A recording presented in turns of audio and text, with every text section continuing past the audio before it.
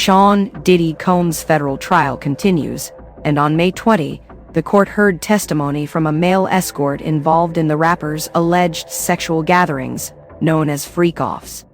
Sharay Hayes, a male escort who uses the stage name The Punisher, testified about his participation in these events on several occasions. During his testimony, Hayes recounted his first interaction with Diddy and his then-girlfriend, Cassie. Earlier in May 2025, Cassie testified that she felt pressured to engage in sexual activities with other men for Diddy's satisfaction.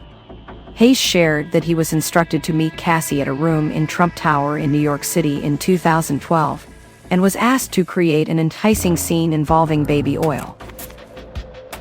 "I was specifically told not to acknowledge her partner," Hayes stated before revealing he was paid $800 and upon arrival. He further testified that a man, believed to be Diddy, entered the room wearing a garment similar to what Muslim women wear. This individual began to engage in self-pleasure with lubricant before leaving the room after some time. Cassie also left, handing Hayes an additional $1,200 and Hayes claimed that these interactions with Cassie and Diddy occurred repeatedly, estimating between 8 to 12 times. On May 19, Kerry Morgan, a former friend of Cassie, also testified about her experiences with Cassie and Diddy, who were in an on and off relationship from 2008 to 2018. Morgan recounted witnessing Diddy physically abuse Cassie in Los Angeles and Jamaica. Morgan, aged 39, also testified about her own alleged assault by the rapper during a heated encounter at his home in 2018. "He came up behind me, choked me, and left marks on my neck. He hit me on the head with a wooden hanger," Morgan testified. "Cassie was in the bathroom when it happened. The hanger struck me behind my right ear." Morgan described feeling concussed and dizzy, leading to repeated vomiting. She later sought legal counsel, but chose not to file a lawsuit against the rapper. Instead, she accepted a $30,000 in payment to remain silent and signed a non-disclosure agreement.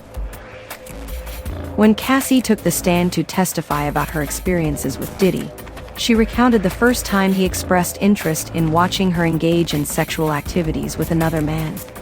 "I was 22 at the time, my stomach churned. I couldn't understand how that would be a feeling, but I felt it was my responsibility," Cassie shared. "I was confused and nervous, but loved him deeply and wanted to make him happy." Cassie further explained that participating in these alleged gatherings became her primary focus, lasting for hours or even days. It could go on for 36, 48, 72 hours. The longest lasted 4 days, she said. "I felt degraded and humiliated," she admitted about her involvement. "I couldn't articulate how terrible I felt. I couldn't confide in anyone." To make matters worse, Cassie testified that, during these freak-offs, she often questioned her reality due to the influence of illicit substances and alcohol. "I was under the influence, so I didn't feel much," she said. "Did this really happen to me? I didn't know if it would become more frequent. I agreed to more because I didn't want to upset or anger him." Aubrey O'Day, a former musician under Diddy's label, recently appeared on Amy Robach and TJ Holmes' podcast to discuss the trial of her former boss and commended Cassie for her bravery throughout the process. She expressed admiration for Cassie's growth and transformation over time.